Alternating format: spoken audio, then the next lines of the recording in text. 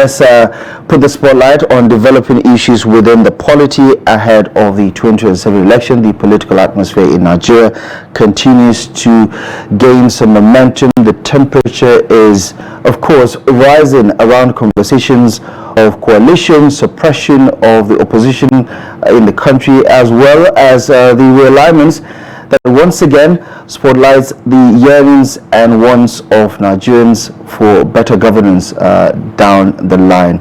What does this say about what's to come?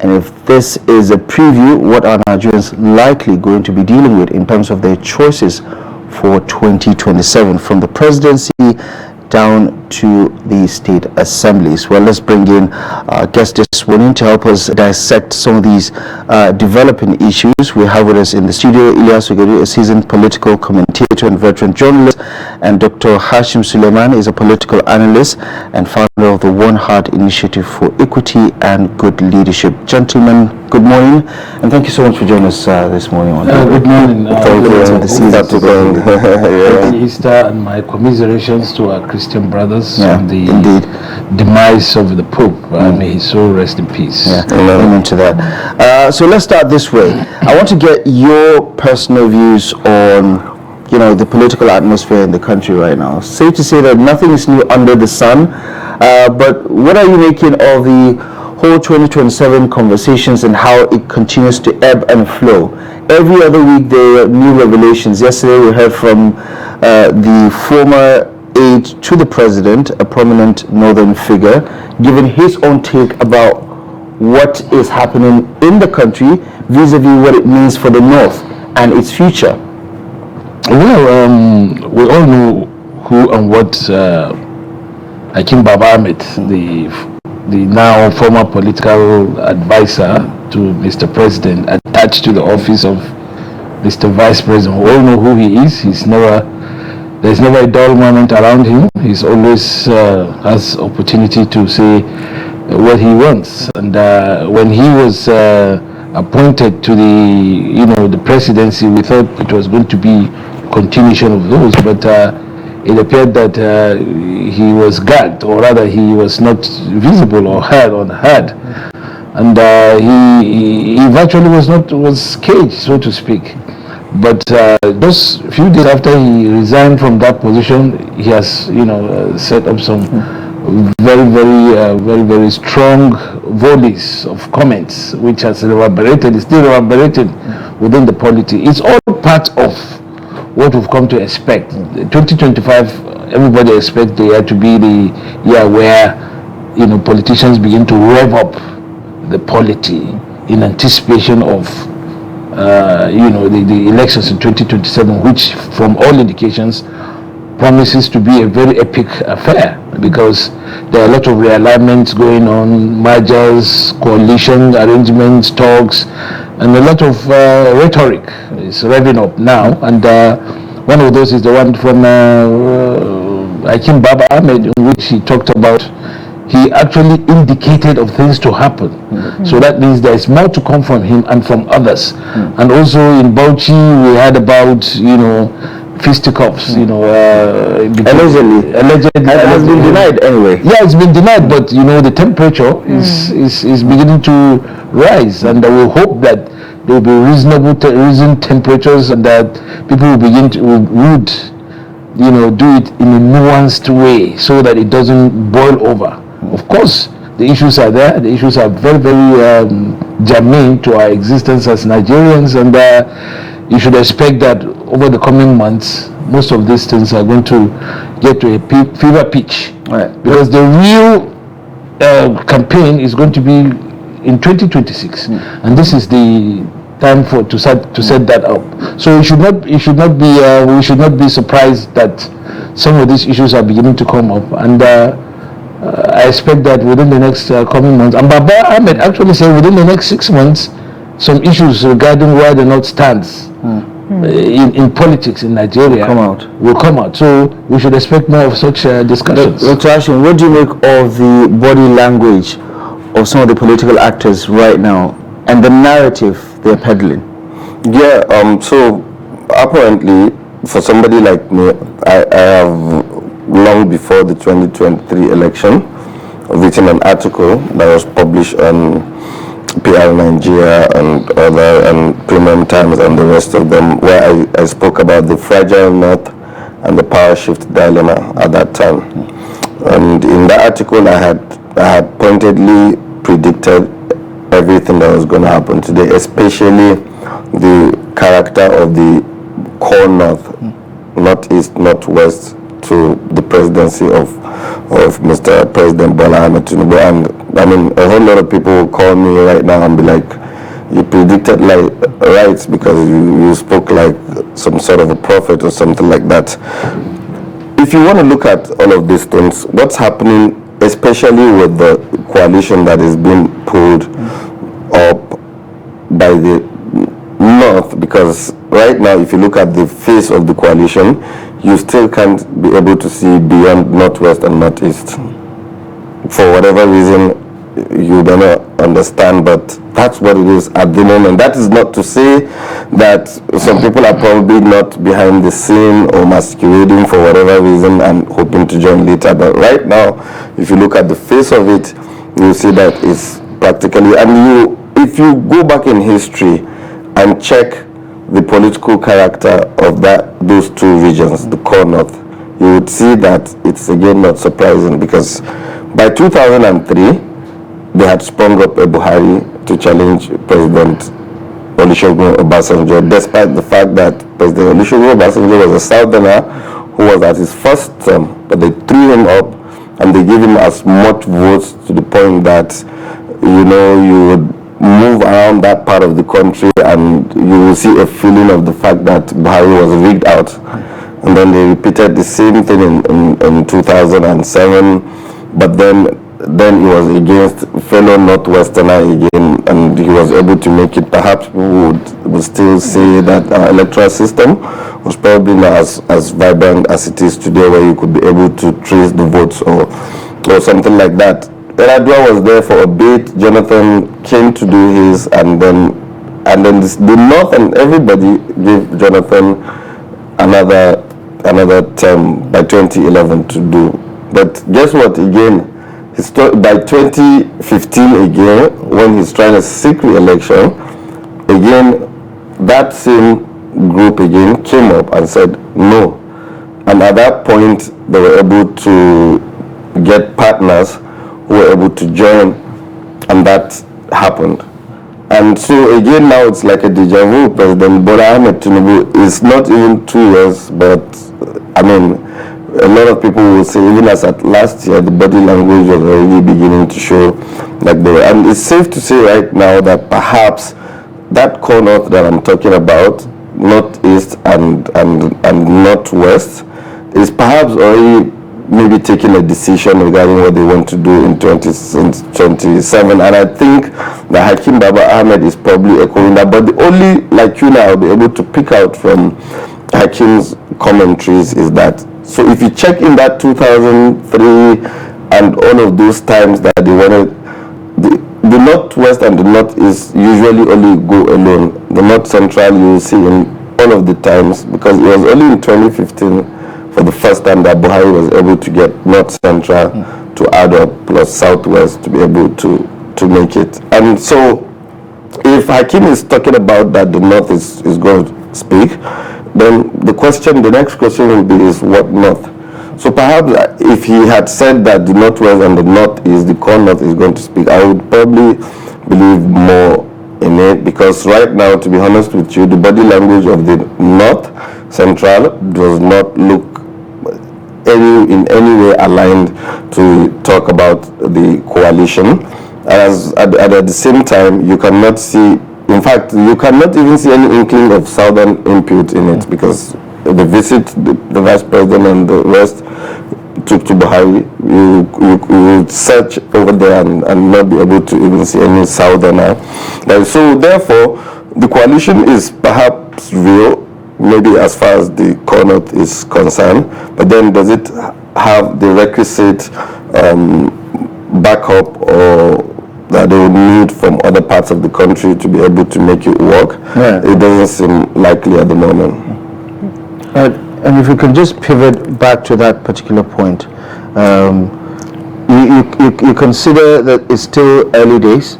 Yeah, it's still early days yet. As I said, it's the 2025, as everybody knows, is the when the tempo begins to rise, and it will reach a crescendo, perhaps maybe by 2026, when all the forces, all the ingredients of the political realignments start to take shape.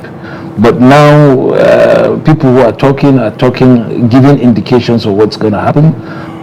Baba Ahmed has said what he has to say. It's an indication of what we should expect.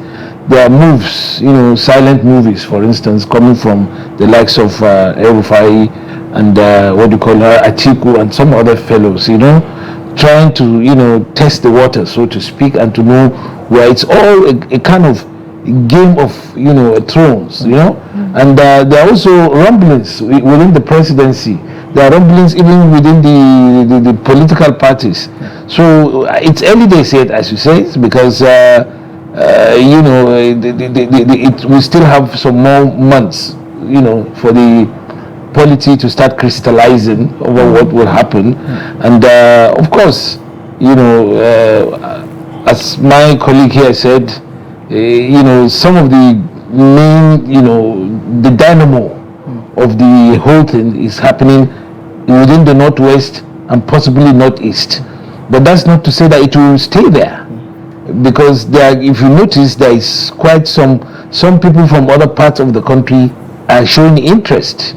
But the fact that they are not coming out publicly to say this is what whether they support or not, does not mean that they are not interested in what's going on. Politics is a matter of, it's a revolving door, so to speak. And I can say that there are a couple of people, a few people, very notable people from the south, like Arebesola, like Fayemi, two former governors. There is also it was denied anyway, the planned defection to SDP.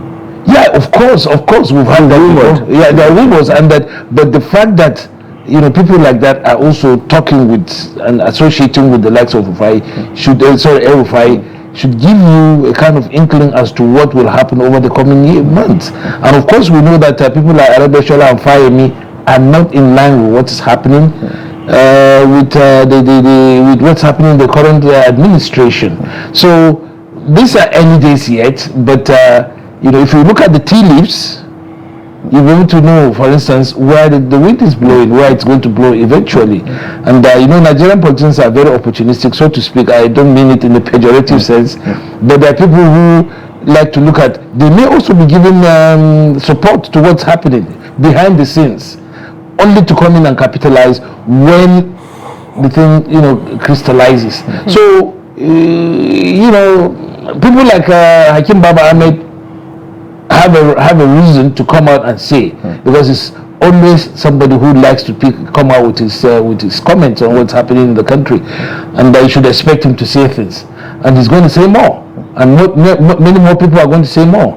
We have just had what the Pastor Bakare has come out. We saw what do you call him, the Reverend Mbaka has made statements. These are all part of the issues, the stepping up, the statements helping to raise the tempo of political discourse as we move along to 2027, which promises to be an epic thing, epic contest in the country. It's safe to say that all the elections that we've had in this country have been epic. I mean, from 1999 to date, I don't think there's one that fell short of expectations. No, this one I think will be much. It has the markings of an earthquake.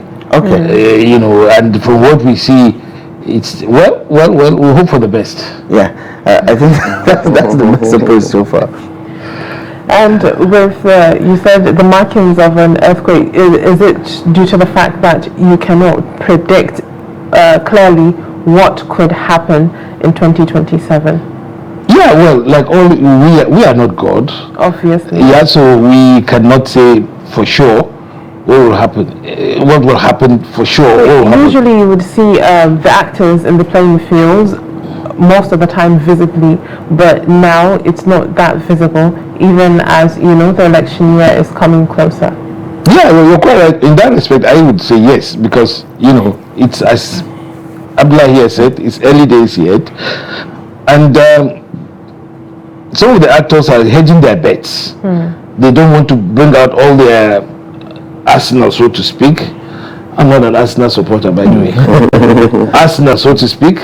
So that, they don't want to give the opposition the insight into what they're thinking and what they want to do. So it's at this stage, what they're trying to do is prepare the grounds and looking over their shoulders, not to see, because some of the people who they're aligning with may also be with the others, and some of the people who are hedging their bets are looking at, because the other side too will not be resting on its oars. It will be also looking at for how to also penetrate and infiltrate what's happening as a way of, trying to muddy the water, so to speak. Dr. Hashim, let's talk about the regional conversation, because the rhetoric seems to suggest that it's a north versus south thing, especially if you consider that at least two of the governors from the opposition side on the platform of the PDP have outrightly shown their support or thrown their weight behind a tinubu re-election, which is quite unusual to say the least, right? Give me a sense of how much traction this conversation is going to have on the thinking of the voters ahead of 2027, that, because of the quote-unquote understanding of a rotation between north and south, that Tinubu, regardless of his performance, deserves a second term. Yeah, so that's why I was trying to say earlier that if you look at, I do understand what the coalition is trying to achieve. I do understand also very well that if it gets all of the necessary other support that it needs, especially, for example, if you can have North Central to be fully in it, and if you can have Southeast again to be fully in it, then you're home and dry. Unfortunately, that doesn't seem to be happening, and I was actually also going to mention how two opposition governors from the Actually, south now that I think about it, have already visibly endorsed. And Governor Fubara's message for Easter was clear to say that they should continue to support the Renewed Hope agenda. This day has reported. He didn't clearly say 2027, so you can't infer. But then it's politics. I mean, if it's Richard would tell you, for example, that when he was governor, you would never see him romance with the Buhari government for a minute.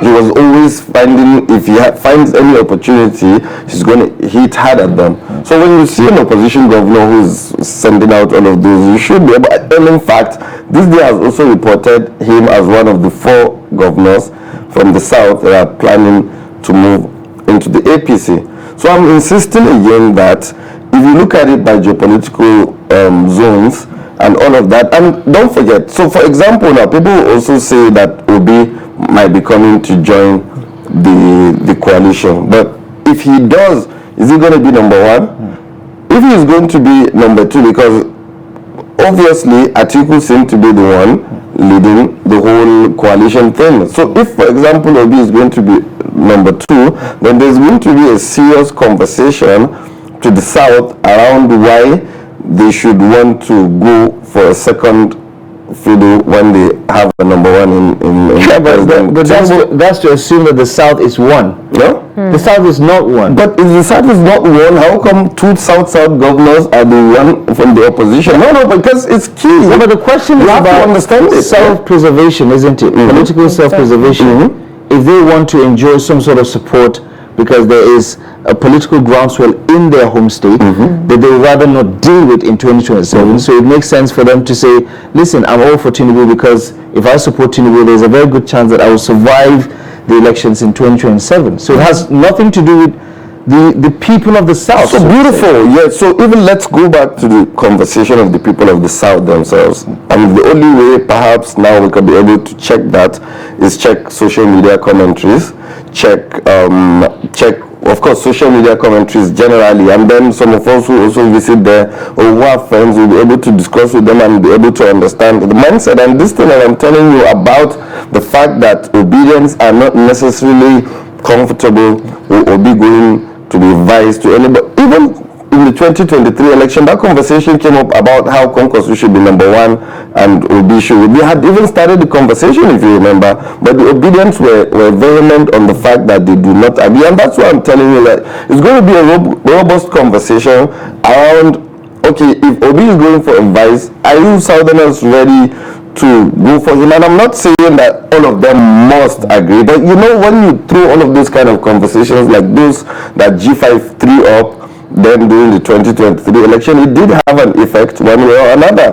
And so all of those are the landmines that I think that the coalition is going to face, and I think it's a very, very Herculean one, because by the day, you're not seeing the southern presence in the coalition, you're not seeing the north central presence in the coalition, you have all of this and then you have so many people by the day indicating interest from the south, all of the south in fact.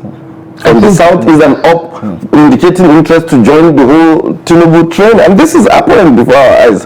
If you want to put up any strategy that's going to be functional at the end of the day, you first of all have to agree to not lie to yourself. We're seeing all of these things. If, for example, the trip that Atiku made to Buhari, I saw Peter Obi there, I saw all of everybody should then be very, fair to say that visit to Buhari has unsettled the people in APC. People like you are so concerned. Even when Atiku categorically said, this is just a salah. No, so that's why I told you, for somebody like me, right? I have already, if you go and check my social media commentaries, I had long after the election, and just like even the president himself understood that naturally it was not going to take long before the core north will come biting. That is already a constant. Do you understand? So I'm not surprised about all of that now to say.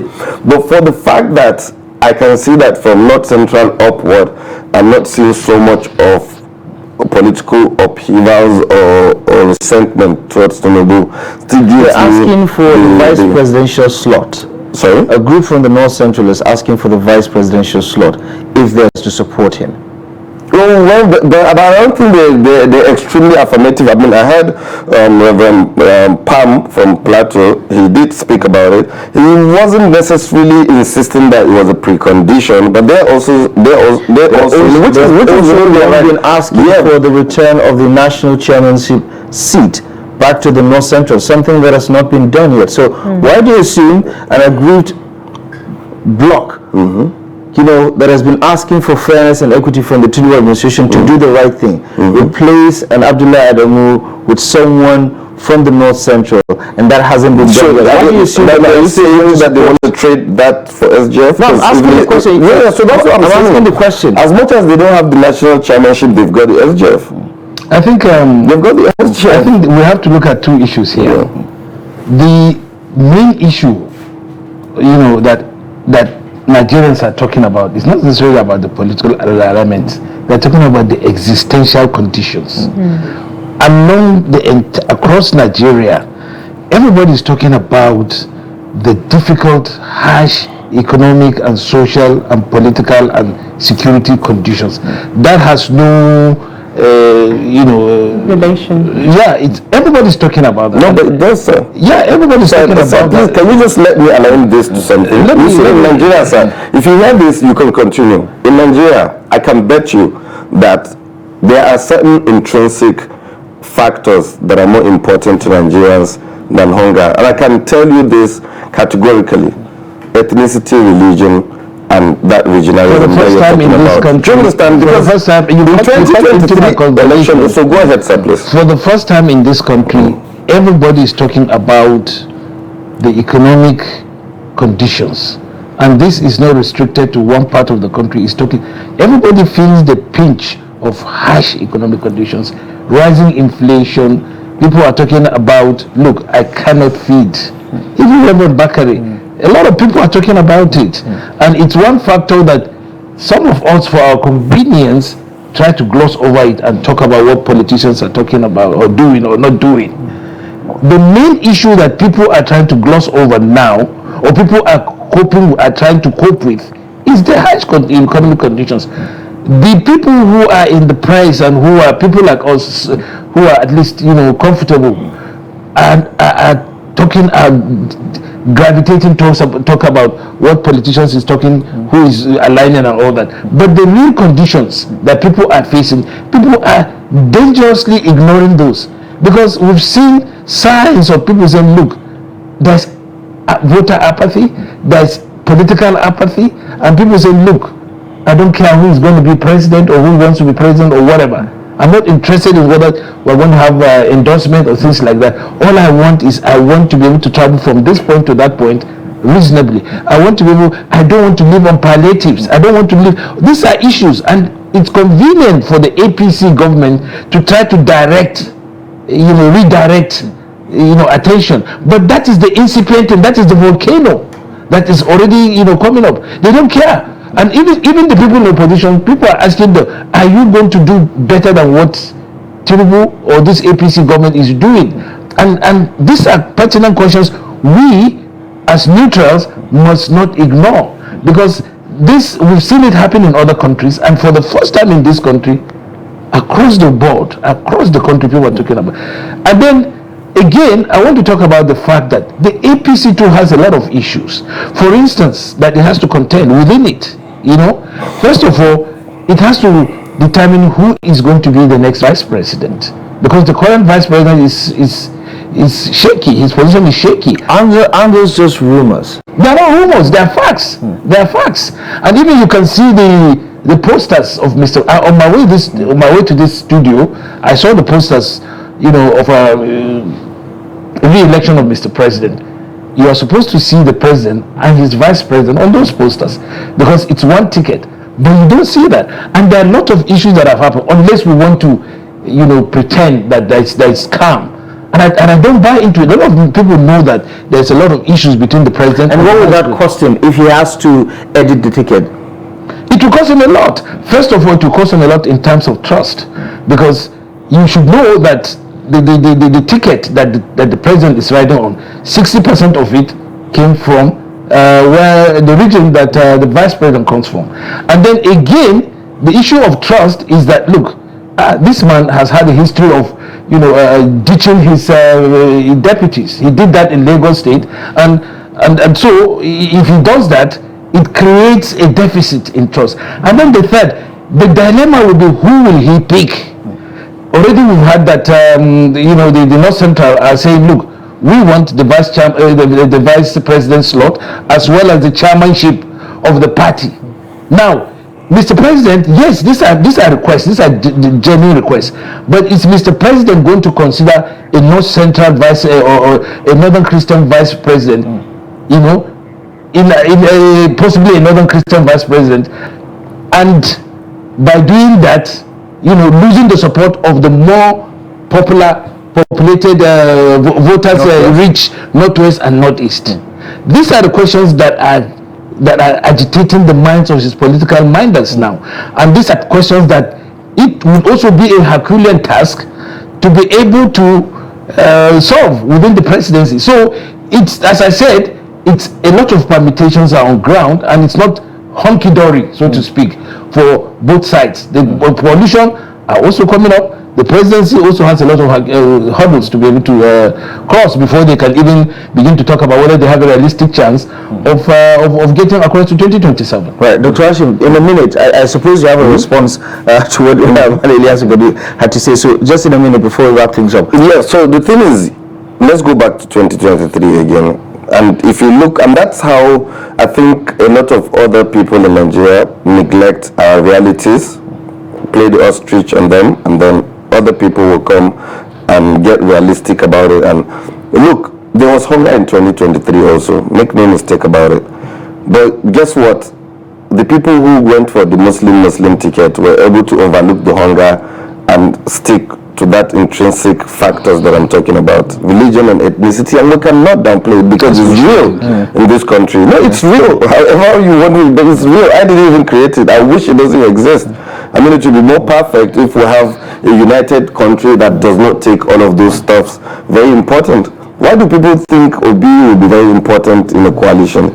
It's because certain people who have attachment with him because of all of those factors are probably going to navigate. Why are you talking about? Is because of 6 million. No, so exactly. So that's what I'm saying. So why is, and those people, those 6 million, if you check their demography, they have a relationship with something. Do you understand what I'm trying to say? If you do the analysis of all his votes from the north, they predominantly, over 90%, come from the Christians of the north. That is an attachment to something other than hunger.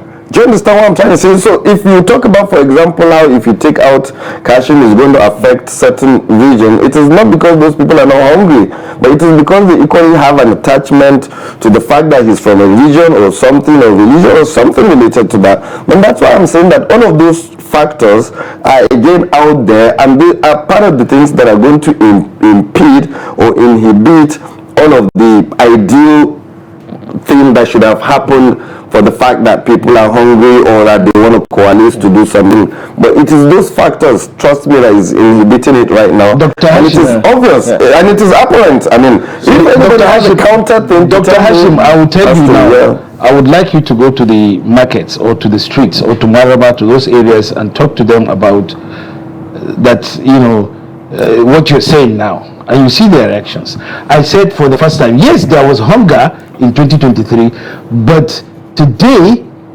at that 2023, people could afford a lot of things. Right. Today, most of them cannot afford these things, and it's been growing. It will get to a certain point where people are going to... I will not go to Mararaba, I will go to the political leader of Mararaba, the APC leader of Mararaba. He really wants to go and talk with his people. No, I'm not from Mararaba. Interesting conversation. As we did say, it's still early days, but of course the political atmosphere is quite tense, and that's why we have to at least try to make sense of some of these developments as they continue to unfold. But thank you most kindly for joining us on Daybreak this morning. We really appreciate the analysis. I look forward to the next couple of months as the things continue to unfold and take shape. And we certainly live in interesting. Exactly. Yeah. So just before we wrap things up, let's just briefly take you through the front page of the Daily Trust newspaper for today. These are the stories, a lot of it quite festive, but the big story is hampering on the point made by Pastor Tunde Bakare, who said Nigeria is descending into tyranny. The Aro Consultative Forum, Bishop Kuka, others are decrying worsening insecurity. The presidency said Tinubu is determined to do more on security.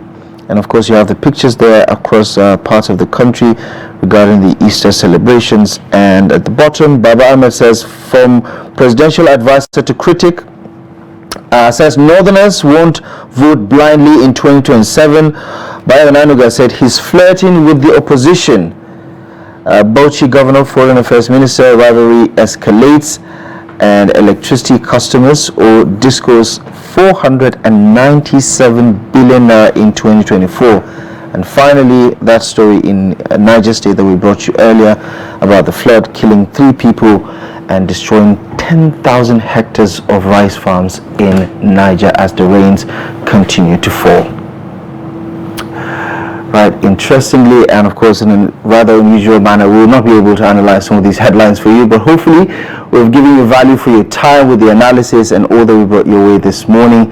Thank you so much for joining us on Daybreak this morning. We'll be back tomorrow live at 8 a.m. Until next time, I'm Abdullahi Ahmed. Good morning. And I am Hawa Adamikiawa. Thank you for being with us.